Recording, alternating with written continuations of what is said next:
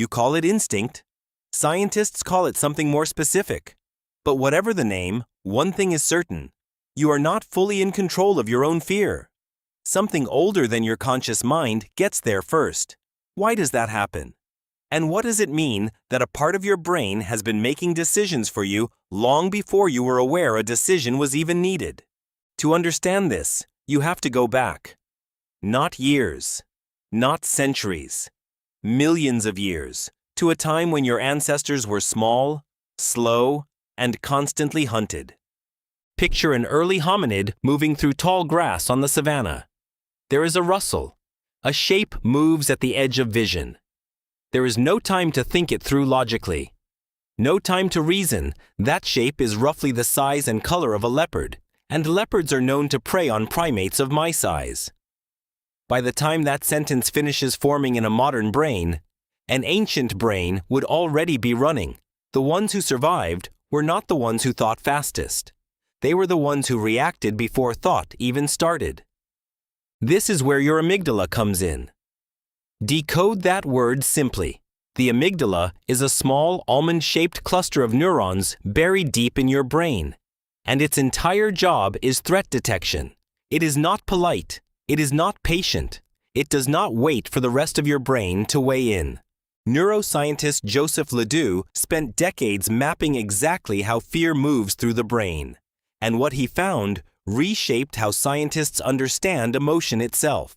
LeDoux discovered there are two separate roads information can travel when something frightening appears. One road is slow.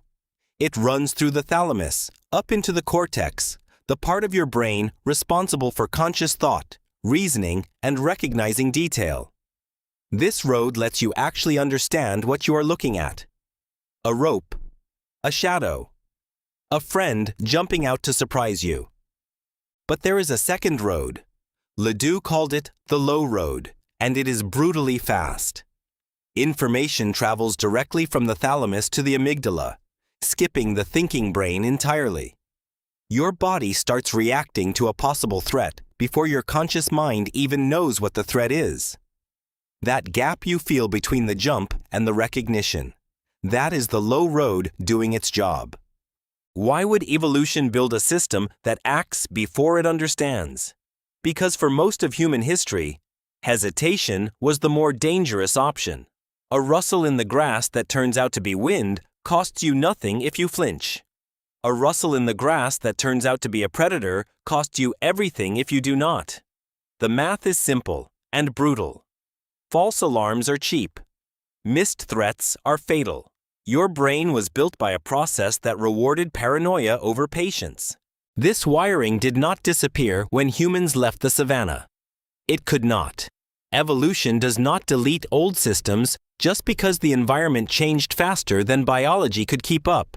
Your brain today is still running software designed for a world of predators, sudden movement, and immediate physical danger, even though most modern threats are nothing like that at all. Consider what psychologist Robert Zajonc proposed decades ago, a controversial idea at the time. Zajonc argued that emotional reactions can occur before and independently of cognitive processing. In other words, you can feel something is wrong before you can explain why. His work sparked fierce debate among cognitive scientists who believed thought always came first. But LeDoux's neural mapping later gave Zajonc's claim a physical home in the brain. The low road was the mechanism.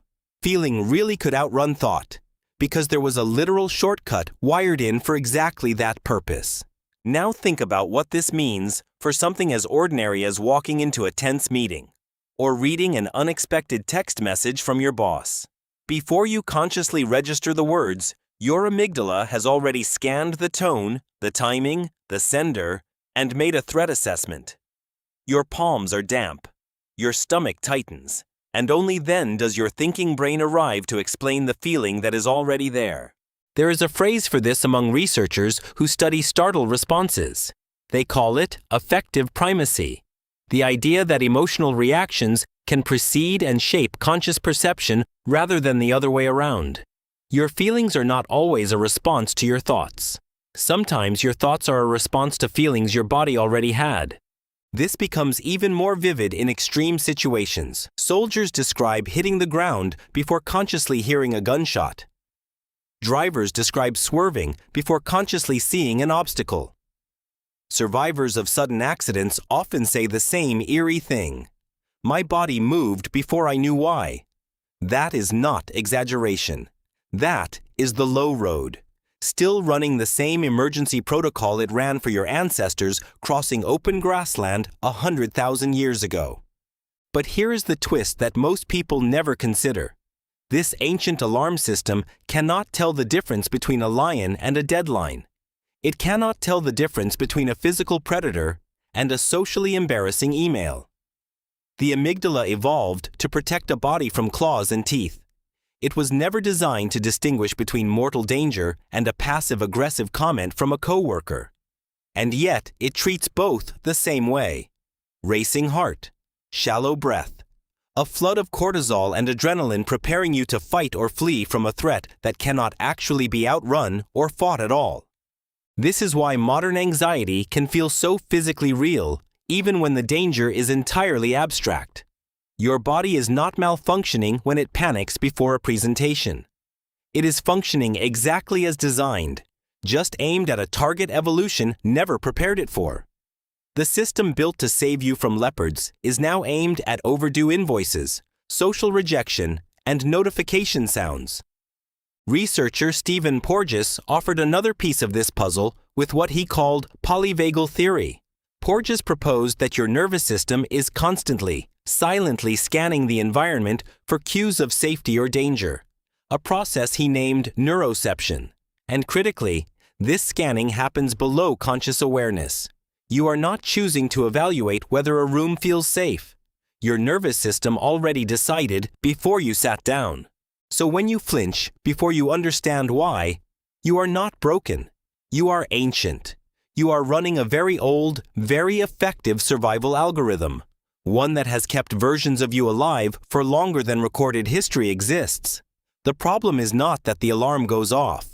The problem is that the modern world rings it constantly for things that will never actually harm you. Does this mean you are simply at the mercy of this system forever? Not entirely.